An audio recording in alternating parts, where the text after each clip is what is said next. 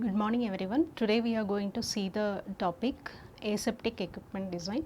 So before going into that today's lecture, I would like to remind you what all we have discussed in the previous lectures, which is nothing but fundamentals of aseptic processing.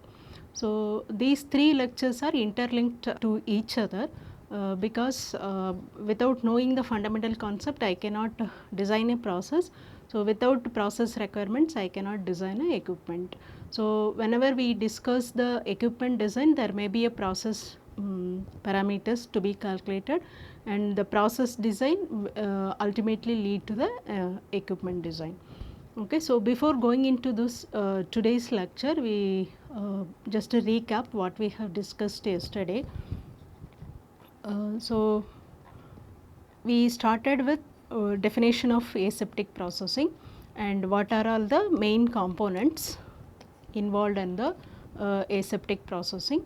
So then we define the temperature, and this is the main process, so which has the raw product supply tank, positive displacement pump, deaerator, and all these are heat exchanger, pre-cooler and final cooler.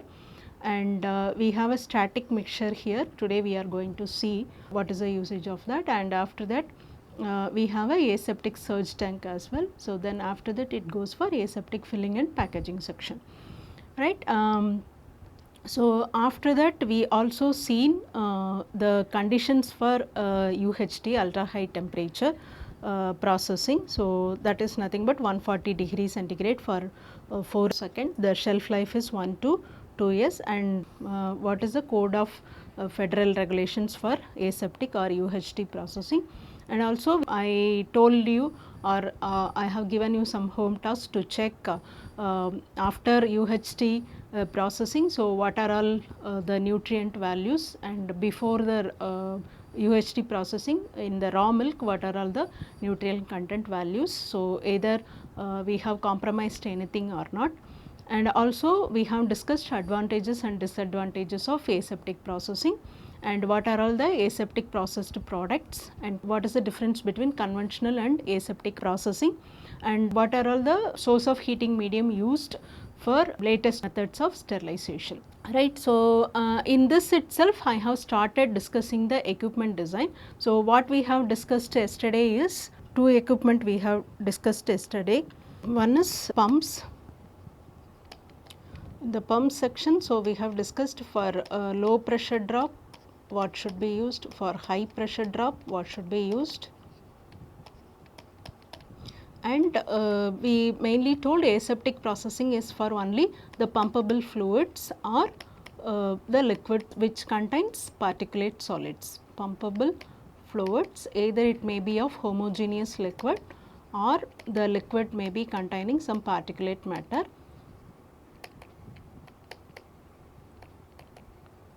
Liquid particulates, right. So when the liquid particulates are contained, so then viscosity comes into play. That is a parameter we need to look into. So based on that also low to medium viscosity, so what kind of pump I would be using, right. So all these three categories we have seen which pumps to be used. Then we also have seen about the heat exchangers. Though we have discussed the UHT processing earlier itself, maybe second lecture itself, we haven't got into detail about each heat exchanger types and pump type and all. So hereafter we would be seeing each equipment, what are all the constraints and how do I design that, right. But I think plate type heat exchanger we have designed in the sense how many number of plates required in each section. We have done one problem in pasteurization probably, right. So in the heat exchanger wise we have seen three categories. One is of tubular or shell and tube.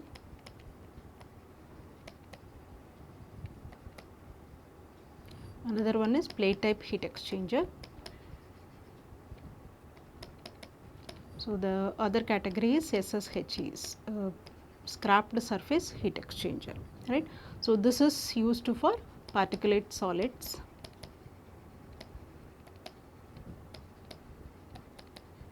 because it has the rotor tube, right, and in this the blades are attached. This blades are used to rotate, and also it takes care of the good mixing in the product side, right. When liquids containing particulate solids, then this is the most wanted one. So, other two normally homogeneous products, or we have also told if it is a 1/8 inch of particulate products are there in the liquid products, then that case also, that situation also this may be used, but your particulates of should be very small size when you have to use either tubular or plate type heat exchanger, right. And also here we have seen disadvantages and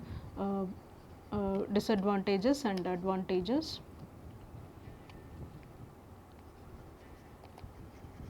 So, sometimes not only the product, we may look into some of other features as well. So, for that it might help you, and these are all indirect type. So, then if you go for direct type, then there is a two system, one is steam injection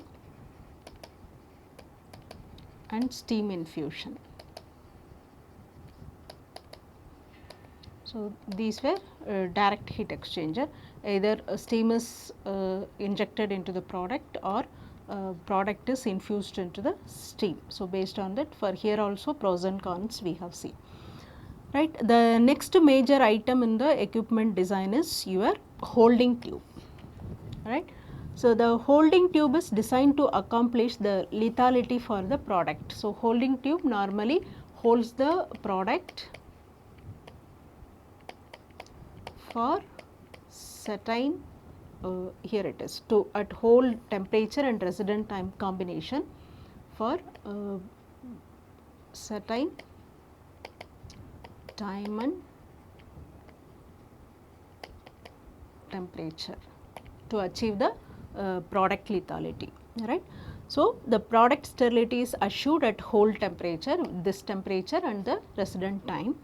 And one of the lectures also I mentioned you in the safety concern, this is very much important, because it is a sloped upwards at least 0.25 inch per foot to eliminate air packets and ensure self draining, because if there are any milk packets stays in the holding tube, so that also lead to further contamination. So, it should be sloped up as per the GMP good manufacturing practices, and smooth interior without protrusions, because there should not be any protrusions, because if you have a pit kind of thing, then here also your milk packet stays, and if not taken care in the cleaning, or if the same is used for the next batch, then there may be a chance of contamination.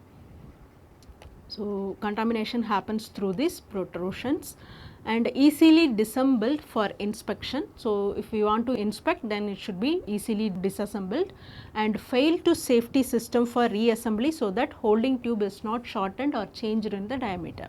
For example, when you reassembling, so you need to make sure that there is no change or shortening of the whole tube. So, for that there may be a mechanism, for example kind of lock mechanism, right. So, if I have a 6 part, so the first part only can fit into second part only can fit into third part, or third part can only fit into fourth part, right. So, that is a fail to safety system. So, if you leave anything, then you will not be able to reassemble it properly, right. So, that kind of mechanism should be there in the holding tube, and this would change the minimum residence time, because if the length is changed, then there may be a problem in the residence time. Residence time is nothing but the particle, how much time the particle spends inside the tube. So, that is nothing but minimum residence time. Any shortening length in the holding tube will reduce the minimum residence time, then you won't get the product sterility correctly. And condensate drip or draft of cold air which could affect the product temperature in the tube. So, in the tube there should not be any condensate drip or draft of cold air. The pressure in the whole tube must be maintained sufficiently above the vapor pressure, because if it is below, then there may be a flashing or boiling which happens in the holding tube. So, if that sensible heat of the product is used for flashing or boiling, then the product temperature automatically reduces within the holding tube. So, your product sterility will not be achieved, the temperature less than that of the commercial sterility temperature. The temperature of the product should be monitored, because from the holding tube it goes to cooling section. So, holding tube, it comes from the heating section. So, the both places the temperature should be monitored, both when it enters into the holding tube and leaves the holding tube, and temperature recorder controller is used. What is the purpose of this is, for example, here I measure the temperature, I connect it to the controller. If the temperature is less than that of the sterilized temperature, it will send back the product to the heating section itself. This we have discussed in the HTST processing. So, there it is done by the FDV, flow diversion valve. So, here it will be monitored by the recorder and controller. The product temperature measured at the exit of the holding tube is used to determine the adequacy of the process for commercial sterilization, measured at the end of the holding tube, right. So, this tells us whether the particular commercial sterilization is achieved or not. The next important equipment which we have seen for the aseptic processing is the deaerator. So, what is the function and need of deaerator? The air is removed to prevent undesirable oxidative reactions which occur as the product temperature is increased during the process. So, here in the aseptic processing, whatever we have seen, the deaerator kept in between the preheater and the final heater. However, the placing of deaerator comes from the product characteristics, right. Based on the product characteristics, I can keep wherever I want, because why we will discuss here. Here it is done to remove the oxygen, because the at high temperature, which is nothing but a sterilization temperature, oxidative reactions happen, so that it will lead to some off flavors in the product. So, due to that reason deaerator is kept.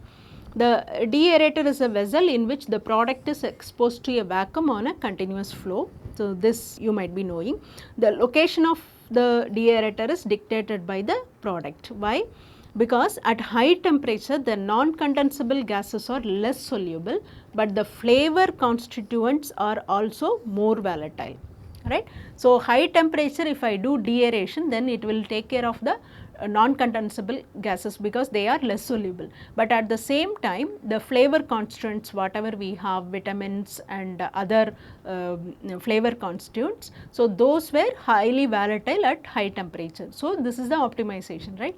Like I need to do it in high temperature, but that high temperature should not be of volatile temperature for the flavor constituents. So, more economical to operate the deaerator at high temperature if the product will tolerate it. So, it is based on the product. So, if I am able to manage my flavor constituents at that temperature, then I will be doing it at high temperature only, maybe after the final heater as well. The residual oxygen in the product becomes an even more important, since many of the packaging materials exhibit an oxygen permeability, even though small and not affecting asepsis, can lead to product quality deterioration over the storage time.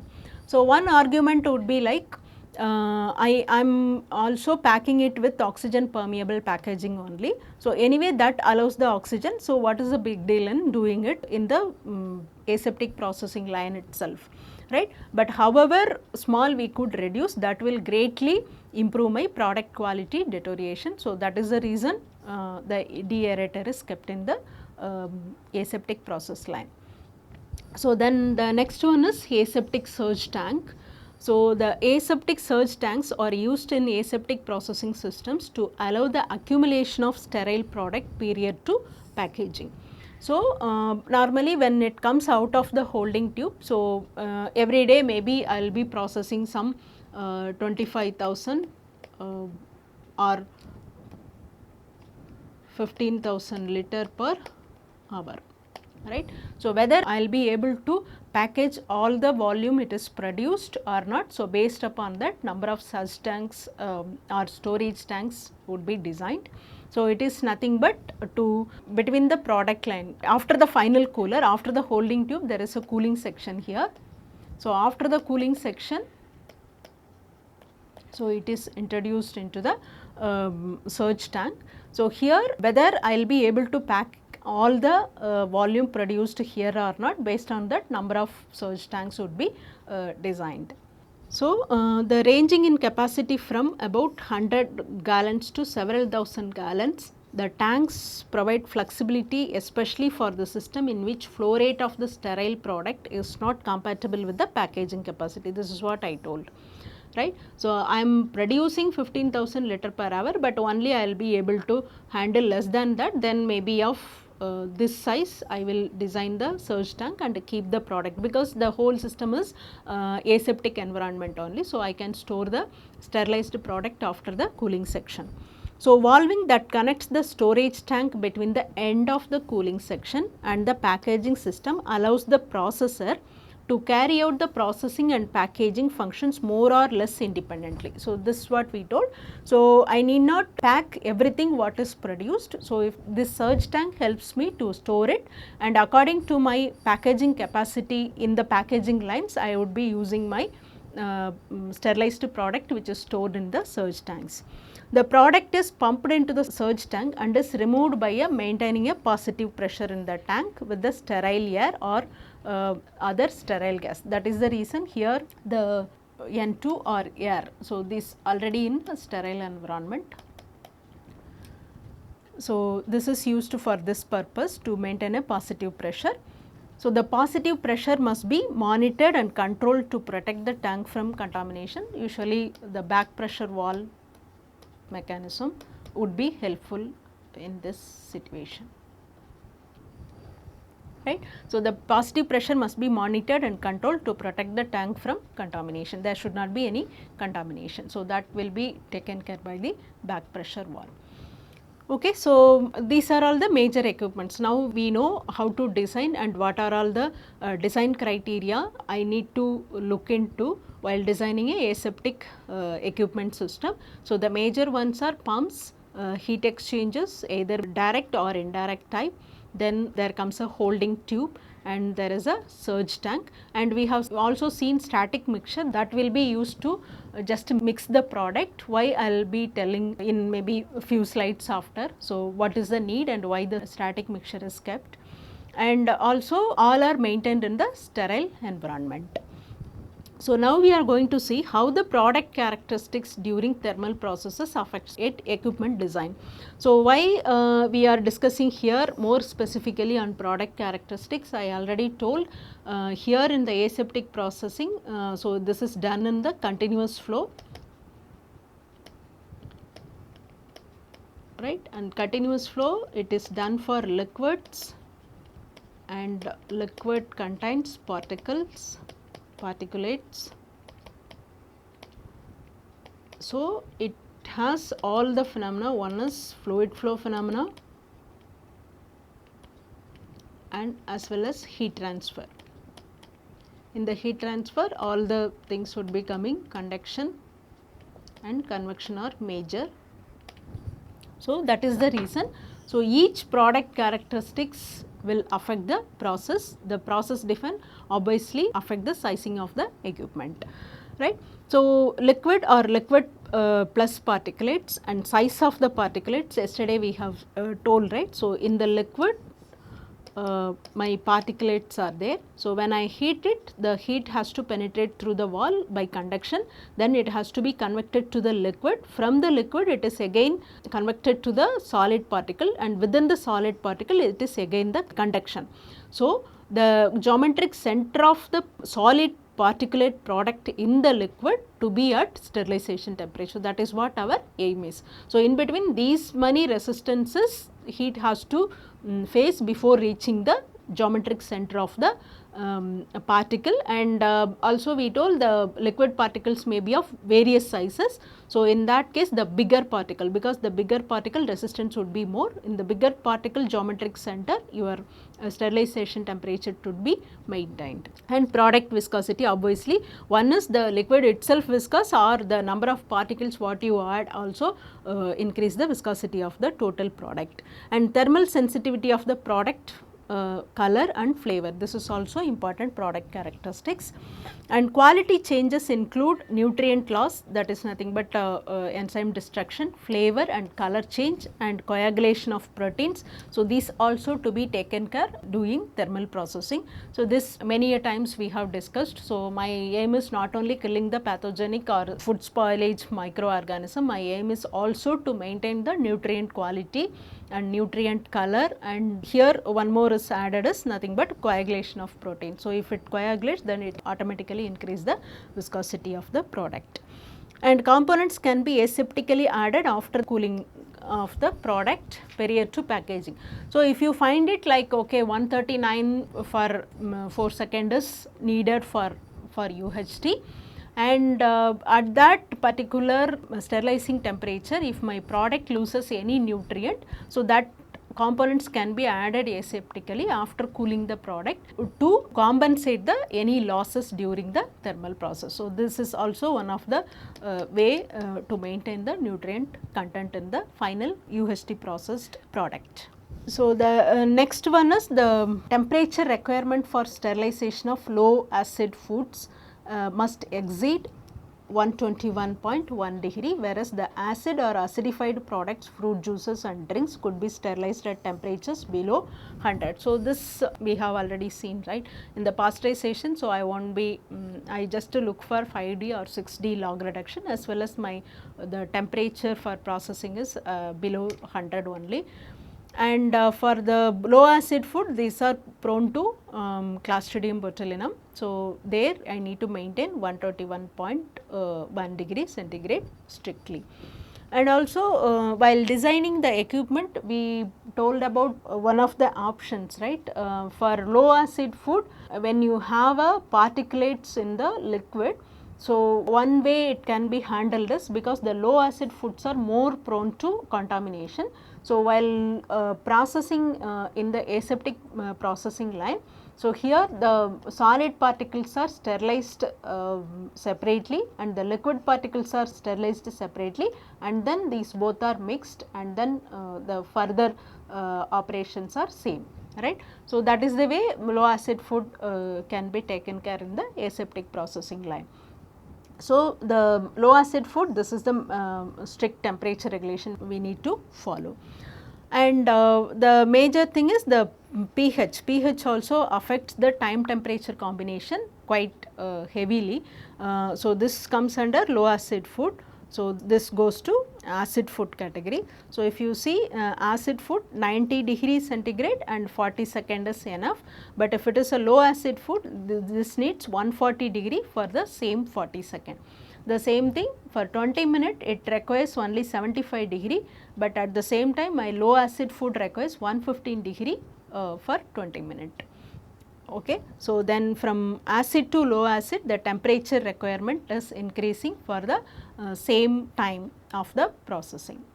And thermal conditions needed to produce commercial sterility in the product depend on nature of the food, which is nothing but a pH and water activity. So, this we have already told, greater than 4.6 and greater than 0.85 for low acid food. And storage conditions following the thermal process, whether you wanted to store it in refrigeration or in the room temperature itself. And heat resistance of the vegetative microorganisms or spores. So, this is the log reduction.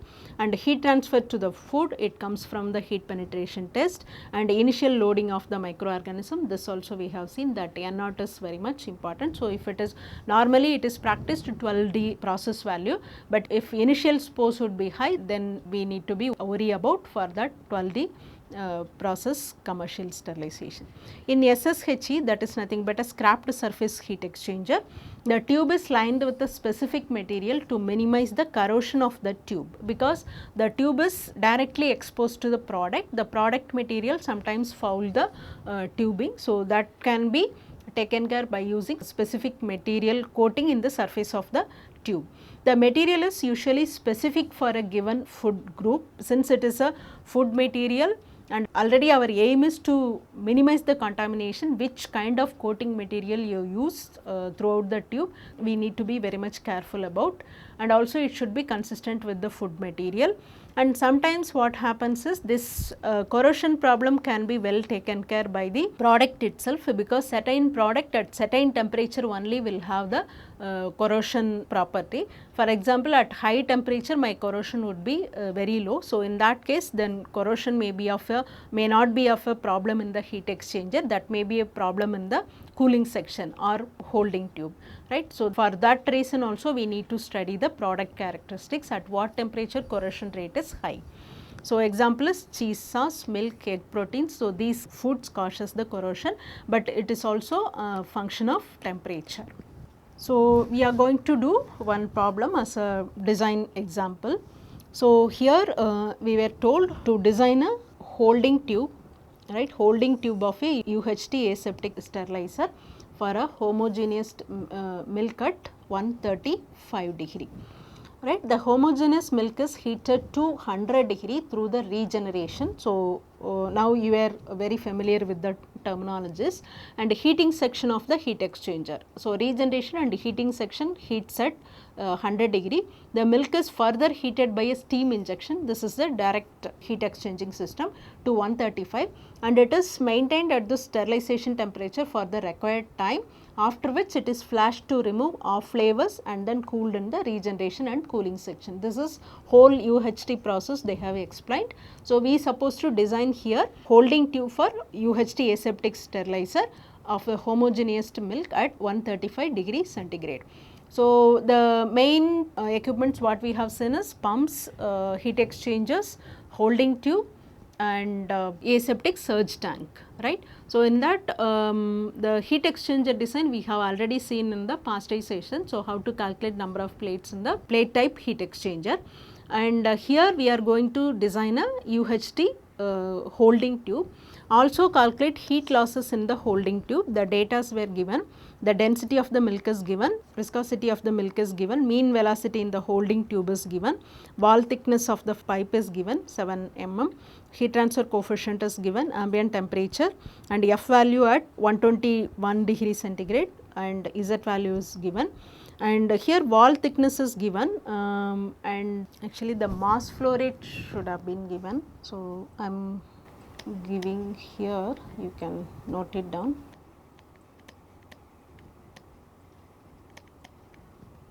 Mass flow rate is nothing but 1800 kg per hour, because either one of the things should have been given, right. So, either the diameter or mass flow rate. So, if it is 1800 kg per hour, then it is 1800 divided by 3600 to convert it into second. So, this may be of 0.5 kg per second. So, the mass flow rate, this is also given data, you note it down. Okay, so, we are going to do this problem. Okay. So, the mass flow rate is given, we all know mass flow rate is nothing but this dot is nothing but rate, it represents the rate, it is a density velocity into area, density velocity. So, this is area, right. What we have to know is the area, because I was given mass flow rate, I was given rho and I was also given UI. Suppose yes, mean velocity of the holding tube is given, right. The mass flow rate I just now calculated 0.5 divided by density of the milk is given. I think it is so much watery milk, because the water density itself given as 1000. So, 1000 into 0.5. So, it is nothing but 10 to the power of minus 3. So, from this pi d square upon 4 is nothing but 10 to the power of minus 3. From this I will calculate d as 0.035 meter. So, remember I already told, so when I use the numericals, these kind of adjustments I will do in the formula itself. So, there may be difference in the numerical values. For example, you would be getting 0.04 or 0.036, but remember the procedure but not the numerical values. You do it on your own way. and while doing assignments and question paper, so for that final exam, then I will take care of how many decimals you supposed to look for answer, or one way is do it and check for the nearby answer. For example, the options are given as 0.035 or 3.5. So, then you are getting around 0.043, right. So, there may be a problem because you have done one go, or you have done 1000 into 0.5 and get the value, then 0.5 divided by that value. So, these kind of adjustments may increase or decrease the final value what I have done. So, then look for the nearest answer. Okay. So, that you please keep in mind. So, do not look for the numerical values whether it is exact or not, right. And the next one what we supposed to calculate is, because what it was asked is length of the holding tube. Length of the holding tube is nothing but Ft into U max. So, this is nothing but a maximum velocity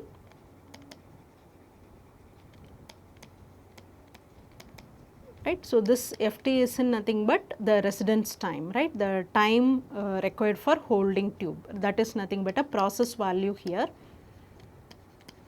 So, the normal formula is nothing but the Ft is in minutes. So, the L is the length of the tube.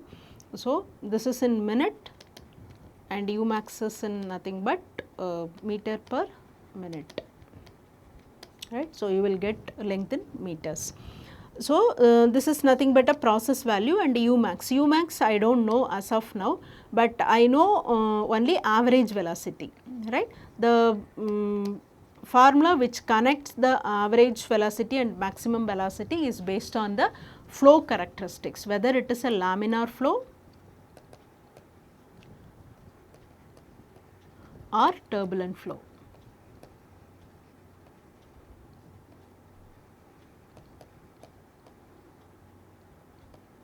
Right.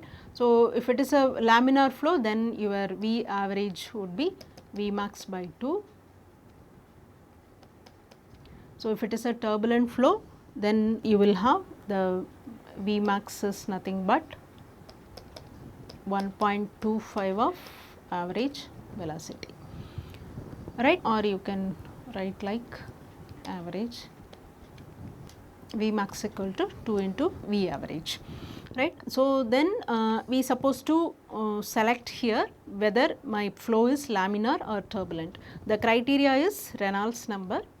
So, then only I will be able to calculate my V max from the V average given. Then after that I will substitute in the Ft value to calculate L, which is nothing but a holding tube length.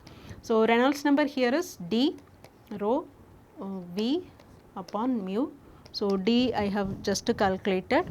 So, which is nothing but 0.035 into 1000 into 0.5 divided by 0.3 into 10 to the power of minus 3.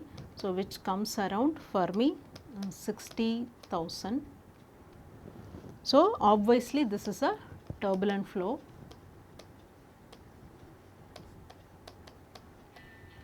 right.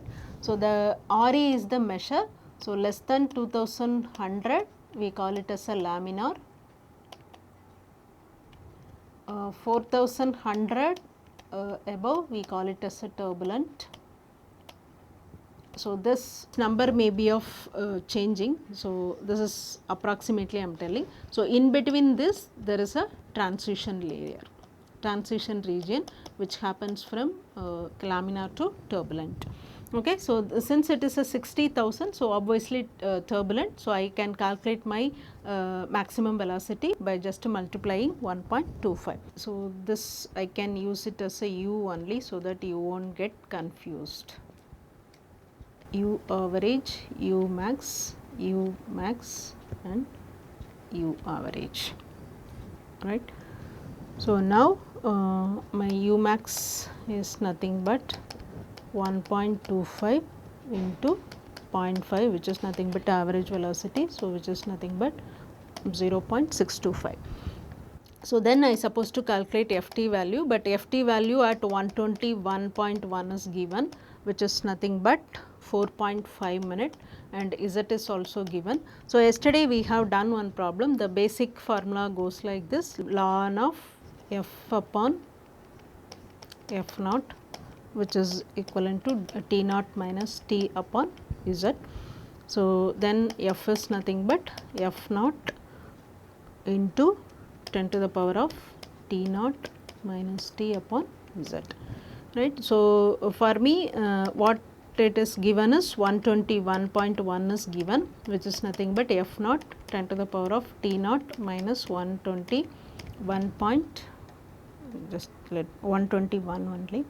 121 is given divided by Z value is given. So, this is given, but what I supposed to get is 135, right. Our temperature is 135. So, I supposed to get it 135 degree. So, which is nothing but f naught into 10 to the power of T naught minus 135 divided by 10. So, if you take it, if then 135 is nothing but f 121 into 10 to the power of 121, because this goes as a minus 135 upon 10. So, which comes around 4.5. So, your f 121 value, and this particular value comes around 0.04, which is nothing but 0.18 minute. So, or otherwise I can say f at 135 is nothing but 10.7 second. So, I have calculated my ft, I have calculated my umax. So, the length of the holding tube is nothing but ft into umax. So, which is nothing but 10.7 into 0.625, which comes around 6.7 meters. Okay. So, then anything else is asked? Yes. Also calculate the heat losses in the holding tube. So, heat losses in the sense, so I have a holding tube here in the aseptic processing. So, this is exposed to the aseptic environment. So, that means air, right. So, there would be a convection losses. So, due to losses, how much temperature reduction is there in the holding tube, that we supposed to find it out. And certain assumptions we need to make here. So, assumptions in the sense, so the whatever the product temperature, so that is the outside temperature, right. So, the I mean outer wall temperature of the holding tube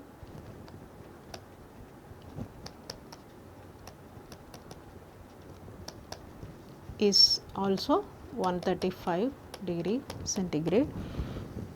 And one more thing is, there is no fouling resistance, because I am not going to calculate the overall heat transfer coefficient. Fouling resistance in the sense, when the heat is conducted from the product to tube wall of the heat exchanger, there is no fouling factor. So, because of which there is no heat resistance. So, that is why we told the product is at the outer wall, the temperature is nothing but 135 degree itself. And one more thing is, I need to calculate outer dia. I am given the thickness. So, I calculated 0. What is the inner dia? Yeah, 0.035 plus 2 into 7 into 10 to the power of minus 3. So, it comes around 0.05 meter. So, then I supposed to find out what is the area. So, area is nothing but pi d L. So, pi into d is d we found out, outer dia, into L we just found out, that is 6.7. So, approximately it is coming around 1 meter square. So, I know area, then I can calculate heat loss due to convection.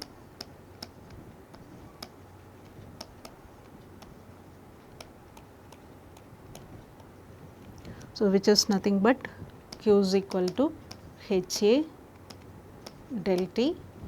So, H is given 9.8, A we found out 1, and del T is nothing but the ambient temperature is given, right. Yes, ambient temperature is given as 20. So, the product temperature is 135. So, 135 minus 20, that is nothing but 150. So, which comes around 1127 watt. right. So, another heat loss due to convection only, then we have assumed there is no radiation loss, loss is negligible. But it is also very low temperature, 135 you will not get any, the assumption is valid assumption only. Okay, so I have calculated the heat loss. So, from the heat loss I will be able to find out what is the del T required, the MCP del T. The specific heat of the product is given, no, you can take it.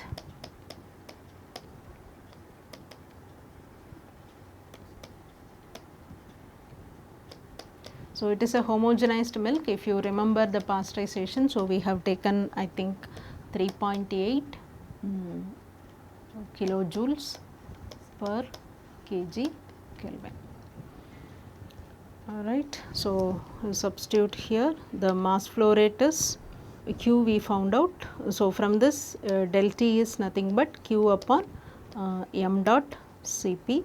So, Q is nothing but 1127, mass flow rate is 0.5 and Cp is nothing but 3800 because it is in watt, watt is nothing but joules per second. So, you would be getting around 0.6 degree centigrade. So, what happens, you are having a holding tube, right.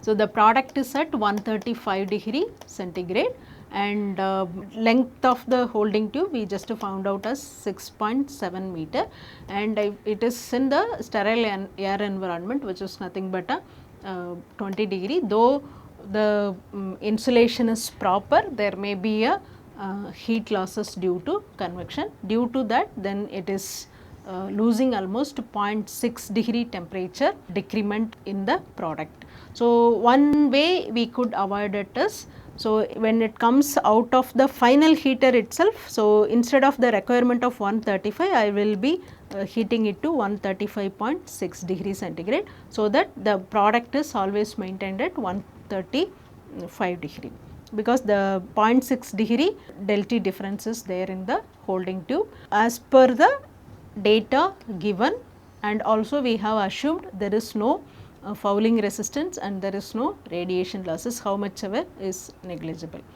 Okay, so, this is the way I design the holding tube as well as I adjust the product formulations according to the needs. So, this everything comes from the fluid flow and heat transfer, right, because I need to understand here what should be my flow characteristics. Based on the flow characteristics only I can fix my the maximum velocity of the product here. And one more thing here also, directly the H is given, otherwise for the turbulent heat transfer there is a correlation which comes as a function of del T and D.